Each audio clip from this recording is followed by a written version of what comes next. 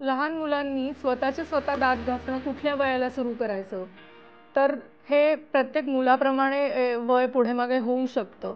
पण यात habit building हे फार महत्त्वाचं असतं. पालकांनी त्यांच्याबरोबर ठराविक वेळेला नाईट ब्रशिंग जेवण झाल्यानंतर त्यांची हॅबिट तयार होण्यासाठी करणं महत्त्वाचं आहे.